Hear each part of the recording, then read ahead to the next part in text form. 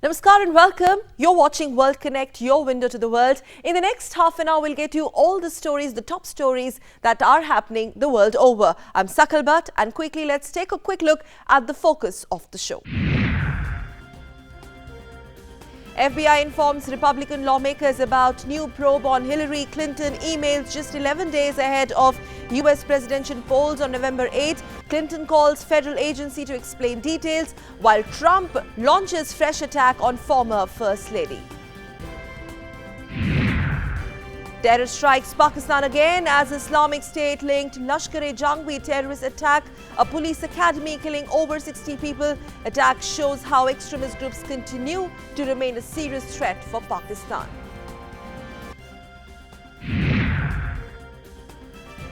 Belgium gives nod for the EU-Canada pact post long haul of deadlock and remaining 7 years in limbo. Landmark deal set to boost Canada-EU bilateral trade and will be signed on Sunday.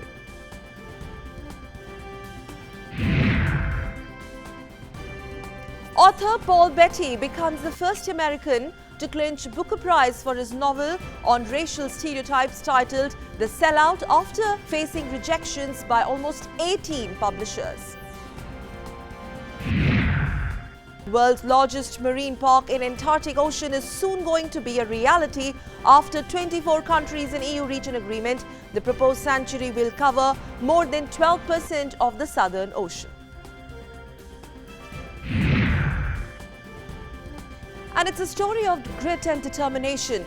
Two Yazidi women who survived sexual slavery by Islamic State are now the winners of European Union's Sakharov Prize for Freedom of Thought. Nadia Murad and Lamia Aji are now working for the plight of Yazidis.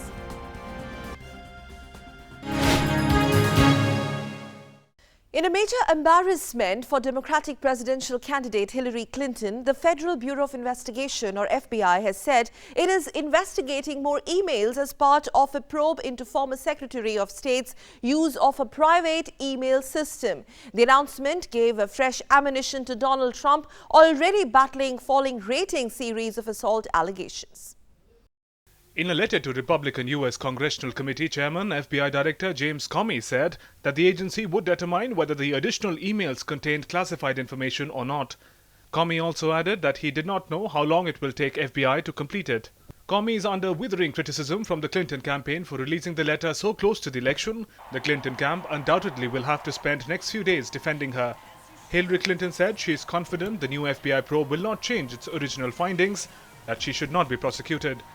She also called on the FBI director to explain the new inquiry to the American people. Meanwhile, Republican Donald Trump took no time in welcoming the revelations and even described the FBI investigation as the biggest political scandal since Watergate.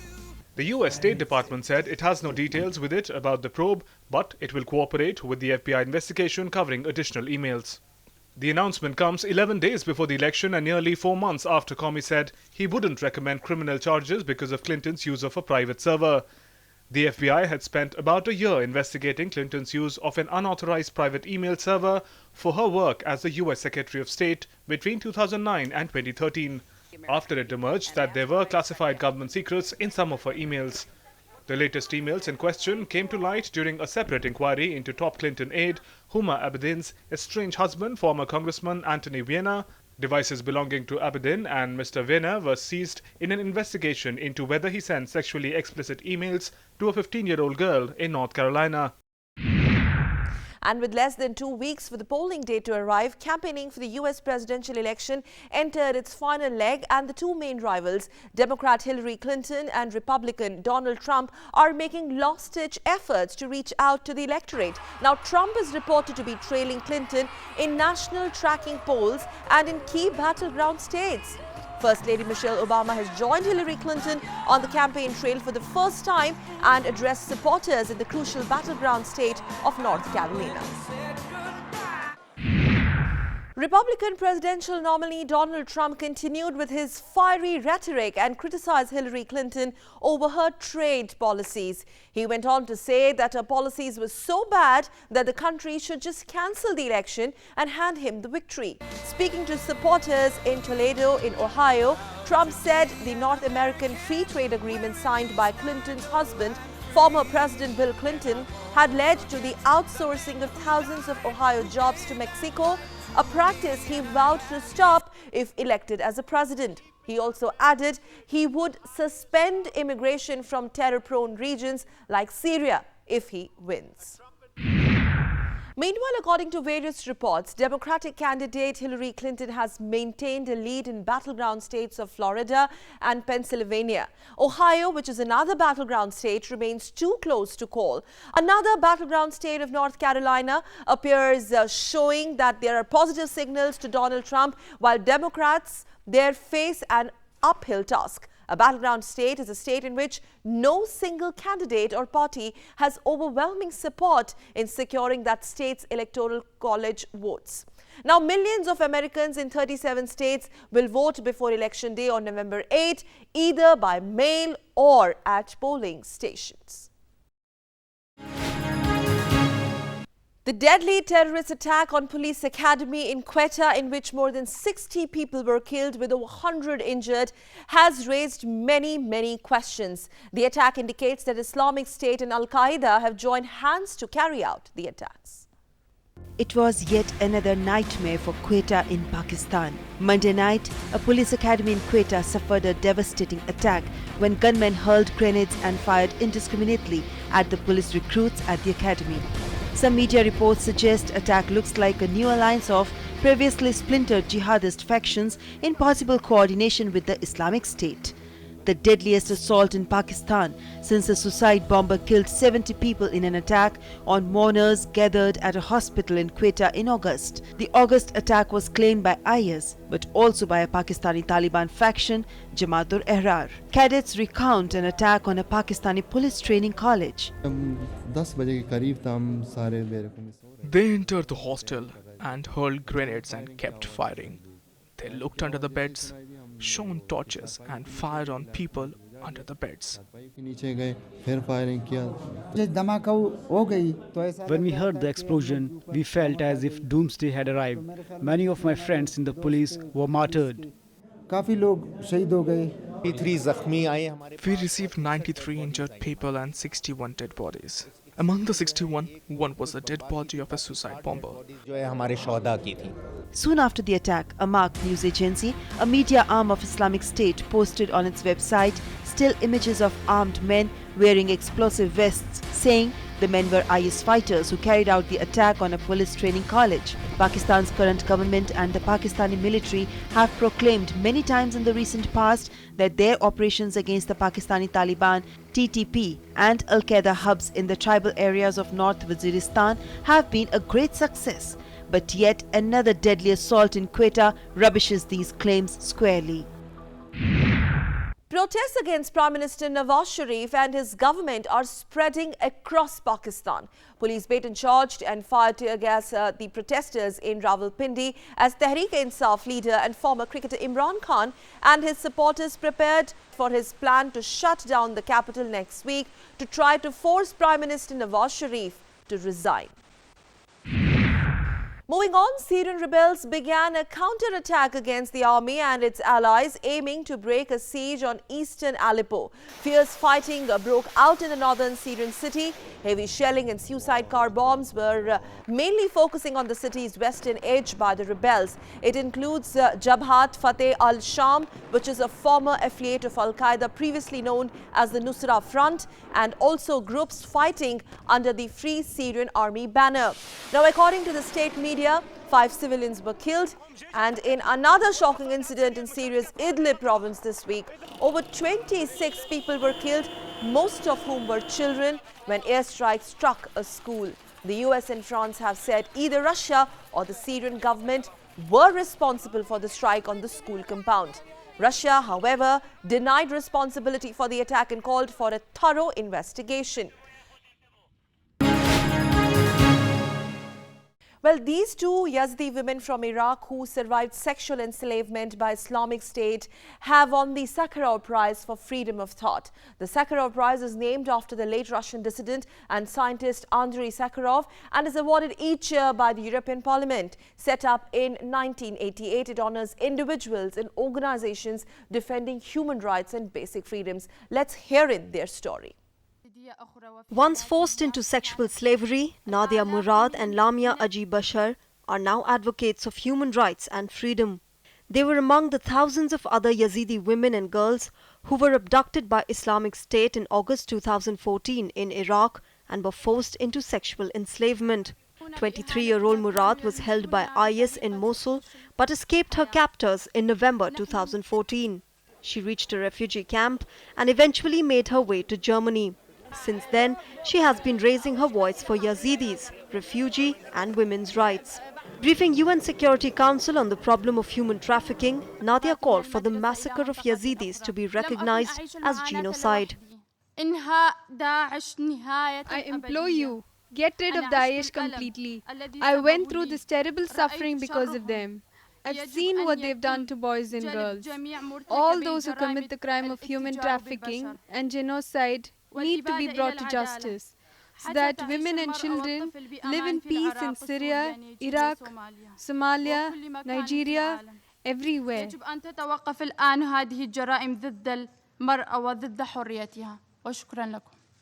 18-year-old Lamia Aji Bashar was captured in the same raid as Murad and also kept as a sex slave by the Islamic State. She escaped in March but was badly disfigured and blinded in one eye when a landmine went off as she fled. She now lives in Germany, where she has undergone treatment for her wounds and works as an advocate for the Yazidis. The European Parliament, awarding its Sakharov Prize for freedom of thought to Nadia Murad and Lamia Aji Bashar, is expected to bring into focus the plight of Yazidis. We as European Parliament are now supporting them in their fight for not only the dignity we have to grant to everybody, but also for their fight to give testimony as a witness to these atrocities. The Yazidi are a religious sect whose beliefs combine elements of several ancient Middle Eastern religions. Islamic State considers them devil worshippers and has been constantly targeting them. Tens of thousands of Yazidis were forced to flee their homes after IS fighters took the northern Iraqi town of Sinjar in August 2014. Thousands of women and girls were tortured and openly sold in slave markets to IS terrorists. Hundreds of Yazidis are still held in ISIS captivity. A number of Yazidi mass graves were discovered north of Sinjar mountain after Kurdish forces retook the town in November 2015. Well, Belgium has finally given a go-ahead for the EU-Canada pact, that too after a week-long deadlock. Earlier, south of Belgium had rejected the free trade agreement that was in limbo for almost 7 years, as a result of which federal Belgium as a whole had not approved the deal. Well, all the other 27 EU governments have supported it. Belgium has given the green signal for the EU-Canada pact after politicians reached a consensus after weeks of deadlock. Making way for the landmark deal, Prime Minister Charles Michel said the heads of Belgium's regions and linguistic communities have produced a common text to allay concerns about agricultural imports and a contentious dispute settlement system. South of Belgium had earlier rejected the free trade agreement that has been in the making for almost 7 years, as a result of which federal Belgium as a whole had not approved the deal. All the other 27 EU governments supported it. They sent out a wave of unpleasantness as failure to achieve a breakthrough with a common-minded country like Canada would have raised questions on the EU's ability to come up with significant economic deals. Canadian Prime Minister Justin Trudeau called off plans to fly to Belgium's capital, Brussels, where the agreement was slated to be signed. Now the deal agreed in Belgium will be put to the other European Union members for approval before comprehensive economic and trade agreement itself could be signed. With the Union already grappling with the challenges post-Brexit and calls for similar referendums in other member countries, failure of the deal would have been a major embarrassment. Kein Land steht uns näher als Kanada. No country is closer to us than Canada. Canada is more European than some European countries. And therefore, I think it is good to begin with Canada and create good regulations. Bislang nicht bereit sind. Canada, however, remained cautious about the deal, though it remained ready to sign the agreement. Je suis prudemment optimiste. I'm cautiously optimistic, once bitten, twice shy. We hope that the Europeans have agreed between themselves because Canada is ready to sign. La nouvelle que vous annoncez se concrétise, c'est une excellente nouvelle. The Comprehensive Economic and Trade Agreement is projected to boost bilateral trade between Canada and the EU. However, Wallonia, the Belgian region opposing the plan, viewed the accord as a threat to farmers and welfare standards. While Canada has already agreed to a binding declaration to answer concerns on rights of governments to regulate, the Union has said it ensured the region's strong safeguards on social, environmental and labour issues. The number of migrants sleeping rough on the streets of Paris have risen by at least a third since the start of the week when the jungle shanty town in Calais was demolished. Migrants spent the night camped out on the maiden strip of a major road with traffic passing on either side. Along the leafy boulevards and a canal in a northeastern corner of Paris, hundreds of tents have been pitched by migrants, mostly Africans, who say they are from Sudan, with cardboard on the ground to try and insulate them from the cold. The city of Paris has plans to open 2 migrant centers, but they would only have a total capacity of fewer than 1,000 beds. The focus of concern is on the thousands of isolated minors who remain in the jungle. Some found way to the UK, while the fate of many other children is still uncertain. 24 countries, including Russia, the United States, China and the European Union, have come together, taking a significant step in proposing Ross Sea Marine Park. Now, this park will cover a massive 1.55 million square kilometers and will be protected from commercial fishing for 35 years. The Ross Sea is significant as it is considered to be one of the world's most ecologically important water bodies. The sanctuary will cover more than 12% of the Southern Ocean. Oceanographer Jacques Cousteau said, "The sea, the great unifier, is man's one hope." It proved true as the countries this week agreed to create the world's largest marine protected area in the Antarctic Ocean next to the frozen continent. Amidst discord and tensions in several parts of the world, 24 countries, including Russia, the United States, China and the European Union, have come together to take up an important step towards a better future, reminding one and all that we are all indeed on the same boat. Like Cousteau says, the old phrase has a literal meaning in the recent times. The proposal was put forward by New Zealand and the US. The proposed Ross Sea Marine Park will cover a massive 1.55 million square kilometer and be protected from commercial fishing for 35 years. The Ross Sea is significant as it is considered to be one of the world's most ecologically important water bodies. The sanctuary will cover more than 12% of the Southern Ocean, home to more than 10,000 species, including most of the world's penguins, whales, seabirds, colossal squid and Antarctic toothfish. Fishing will be banned completely in 1.1 million square kilometer of the Ross Sea. Areas designated as research zones will allow for some fishing for krill and sawfish. Scientists and activists have described the agreement as a historic milestone in global efforts to protect marine diversity. They have also said that the marine park would also allow a greater understanding of the impact of climate change. Well, author Paul Beatty has become the first American to clinch Booker's Prize for his novel on racial stereotypes titled The Sellout. The Sellout was rejected, remember, by 18 publishers before finally being taken up by a small independent firm. The Booker Prize, in fact, is a significant event in Britain's cultural space and is awarded to the year's best novel writer in English and published in Britain.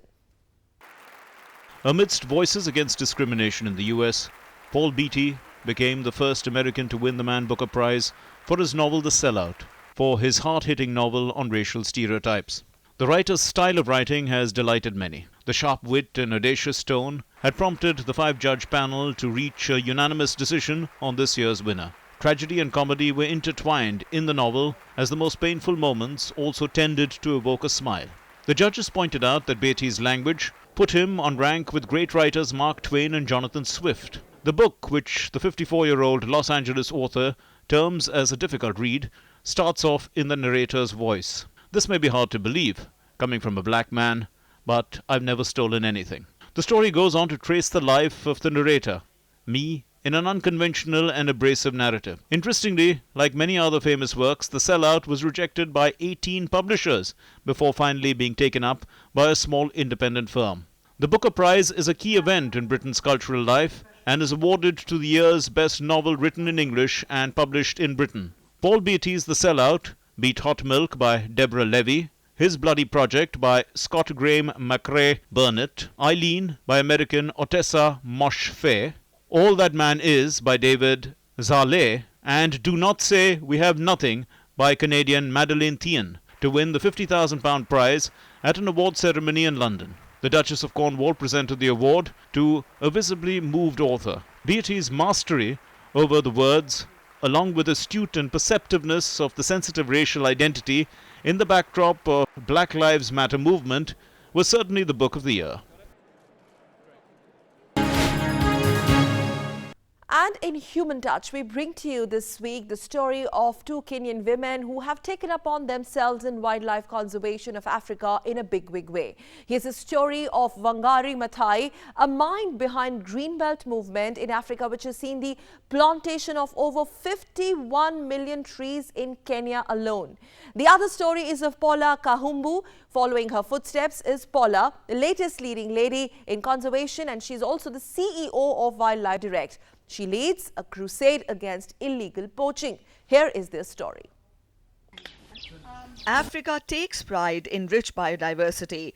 From dense forests to the large savanna grasslands, the continent's varied landscape is home to many plant and animal species. The plentiful natural resources also suffer unwanted attention as poachers try to make quick money out of it. Among the leading women who have taken a number of initiatives to preserve flora and fauna of the continent is Nobel Prize winner Wangari Maathai. She was behind the Greenbelt movement, responsible for planting over 51 million trees in Kenya. Many follow her footsteps in the country, one of whom is Paula Kahumbu. Paula is the latest leading lady in conservation and is the CEO of Wildlife Direct. She puts in great efforts to fight illegal poaching and went on to ensure that few more elephants dot the Kenyan landscape. Paula, however, is not just worried about elephants. Her bigger goal is to bring nature close to development. Environment, wildlife, nature, conservation, forests, wetlands, marine are hardly covered adequately in the media. They are usually carried as special features rather than part of mainstream development issues that are of concern in this country. In an effort to empower the new generation, Paula also is a member of the Wildlife Warriors initiative. More than 1,600 children aged between 6 and 14 years participate in the program, with recent reports claiming loss of 58% of the world's wildlife since the 1970s. Conservation of our fellow creatures on the planet is the need of the hour. Well, they say all good things must come to an end, and that brings us to the concluding part of this edition of World Connect. But as always, do send us your feedbacks. You can write to us. Our email ID is worldconnect.ddnews@gmail.com. You can also log on to our Facebook page and tweet to us on @WorldConnectDD. And as always, before we conclude, we leave you this time with the glimpses of UK Royal Air Force Red Arrow's debut in Zhuhai Air Show. And this happened in China. Take a look at these mind-blowing visuals. Have a great weekend ahead. We'll be back next week with a fresh edition of World Connect. As of now, me and my entire team of World Connect take your leave. Namaskar.